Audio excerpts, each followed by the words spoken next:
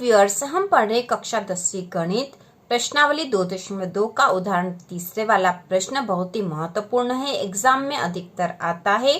तो प्रश्न है, बहुपद x की घात 2 ऋण 3 के शून्य ज्ञात कीजिए और शून्यकों तथा गुणांकों के बीच के संबंध की सत्यता की जांच कीजिए। तो हमें यहाँ पर x की घात 2 ऋण 3 के शून्य ज्ञात करने हैं। तो हम इसको हल करेंगे। हमें शून्य ज्ञात करने हैं x की घात 2 ऋण 3। तो इसके शून्य ज्ञात करने के लिए हम जिस विधि का प्रयोग करेंगे तो हम सूत्र विधि से करेंगे, जैसे कि होता है a की घात 2 ऋण b की घात 2 बराबर a ऋण b a धन b। ठीक है, इस सूत्र से इसको हल कर सकते हैं हम। तो यदि a की घात 2 ऋण b की घात 2 है, लेकिन यहाँ पे a की जगह x मान लेते हैं तो x की घात 2 है, ऋण यहाँ पे तो 3 है, तो हमें यहाँ पे घात 2 वाली संख्या चाहिए। तो हम 3 को घात 2 वाली संख्या में कैसे बदलेंगे? तो 3 को हम √3 लिख सकते हैं। √3 का वर्ग बराबर 3 होता है। तो हम यहाँ लिख देंगे x की घात 2 ऋण √3 की घात 2। तो यहाँ पे √3 गुणा √3 जब किया जाता है तो 3 हो जाता है। ठीक है, √3 में √3 का गुणा होगा तो 3 हो जाएगा। तो 3 के स्थान पे हमने √3 का वर्ग कर दिया है। तो इस प्रकार से यहाँ पर हमें जो नई संख्या प्राप्त हो गई x की घात 2 ऋण √3 की घात 2। तो इस पे ये वाला सूत्र लागू हो जाएगा। a की घात 2 ऋण b की घात 2। a के स्थान पर x है, b के स्थान पर √3 है। तो इसका जो हल होता है वह होता है a ऋण b और a धन b। तो हम यहाँ पे उसी प्रकार से हल कर देंगे। तो यहाँ पे सबसे पहले हम लिख देंगे x ऋण √3 और x धन √3। अब यहाँ पे और हल कर लेंगे तो x ऋण √3 बराबर 0। तो x बराबर हो जाएगा √3। ये ऋण का √3 बराबर के उधर गया तो धन का हो गया। तो हमें एक शून्य की ये मिल गया है।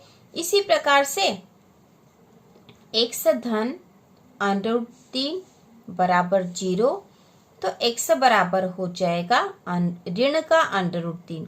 ये धन का √3 था, बराबर के उधर जाएगा तो ऋण का √3 हो जाएगा। तो इस प्रकार हमें दो शून्यक मिल गए हैं। अतः शून्यक बराबर √3 ऋण √3। ये दो शून्यक प्राप्त हो गए। अब हमें शून्यकों और गुणांकों के बीच के संबंध की सत्यता की जांच भी करनी है।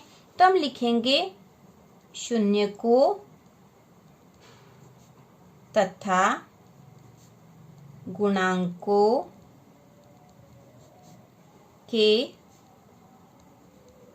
बीच के संबंध की सत्यता की जांच करने पर,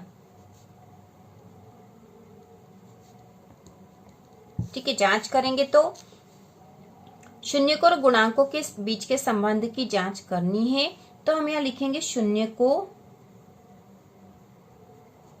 का योग। तो शून्यकों का योग होता है अल्फा धन बीटा।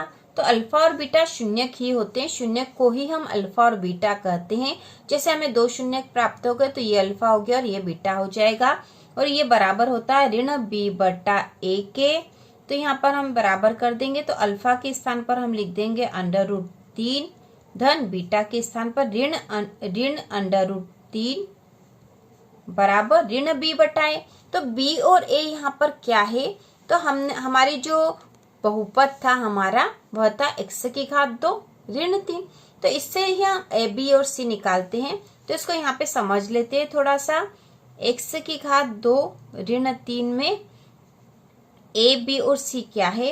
तो यहाँ पे a बराबर है, यहाँ पे x की घात 2 के साथ जो गुणांक है वह a होता है और यहाँ गुणांक को कुछ नहीं लिखा, मतलब यहाँ 1 है। इसके बाद b बराबर, तो b वाली संख्या यहाँ पर नहीं है क्योंकि जो बहुपद होता है वह होता है ax की घात 2 धन bx धन c के रूप में होता है। ठीक है, ax की घात 2 धन bx धन c के रूप में बहुपद होता है, लेकिन यहाँ पर x वाली तो कोई संख्या ही नहीं है, तो b बराबर यहाँ 0 हो जाएगा। ठीक है, इस वाले बहुपद में, क्योंकि हमें तो ये देखना, हमारे पास ये है। और बहुपद का जो सूत्र होता है या जो रूप होता है वो इस रूप में होता है। यहाँ पे a, b और c इस प्रकार से होते हैं। इसके बाद c जो होता है वह जो अचर पद है वह c होता है। ठीक है, और यहाँ पर c है ऋण का 3। ठीक है, तो इस प्रकार हमने a, b और c निकाल लिया। a बराबर 1 है, x की घात 2 के साथ गुणांक 1 है इसलिए 1 है। b बराबर 0 है, क्योंकि x के साथ जो गुणांक होता है वो b होता है, लेकिन यहाँ पे x है ही नहीं और कोई गुणांक नहीं है, मतलब यहाँ पे 0 लिख दिया हमने। और c जो अचर पद होता है वह होता है, तो यहाँ c है ऋण का 3। ठीक है, तो हमें a, b और c मिल गए हैं, तो हम यहाँ ऋण b बटा a का मान लिख देंगे। तो ऋण b के स्थान पर तो 0 आएगा, ऋण का 0 मतलब 0 ही होता है, बटा a, तो a है 1।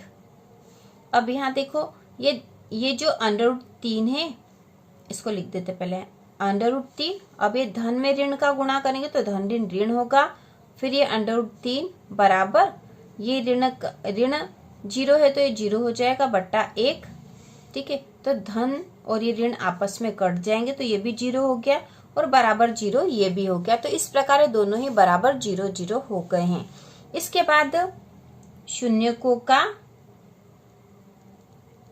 गुणा। ठीक है, शून्यकों का गुणा बराबर अल्फा गुणा बीटा। ठीक है, अल्फा और बीटा शून्य की है, बराबर होता है c बटा 1 है। तो अल्फा के स्थान पर हम लिख देंगे √3 गुना बीटा के स्थान पर ऋण का √3 बराबर c का मान है ऋण का 3 बटा a का मान है 1। ठीक है, c का मान हमने यहाँ निकाला था ऋण का 3 और a का मान 1 है, तो हमने लिख दिया है। अब यहाँ पे √3 में √3 का गुणा करेंगे तो 3 आ जाएगा। ठीक है, तो 3 और धन का ऋण में गुणा होगा तो ऋण आ जाएगा, तो ऋण का 3 आ जाएगा, क्योंकि √3 में √3 का गुणा करने पे 3 आता है। और यहाँ पे ऋण का चिन्ह आएगा, क्योंकि धन ऋण ऋण हो जाएगा, बराबर ऋण का 3 बटे 1 से कोई फर्क नहीं पड़ता है। तो ये दोनों भी बराबर आ गए, मतलब हमने जो जांच करी है वह सही है, अतः हमारी जांच सही है। ठीक है, तो इस प्रकार से हल हो जाएगा, बहुत ही आसान है और बहुत ही महत्वपूर्ण भी है। एग्जाम में अधिकतर उदाहरण वाले प्रश्न आ जाते हैं, एग्जाम में, बोर्ड एग्जाम में, तो हमें ये प्रश्न आना ही चाहिए। तो इसी प्रकार के और वीडियो देखने के लिए, कक्षा 10वीं की संपूर्ण तैयारी के लिए चैनल को सब्सक्राइब कीजिए।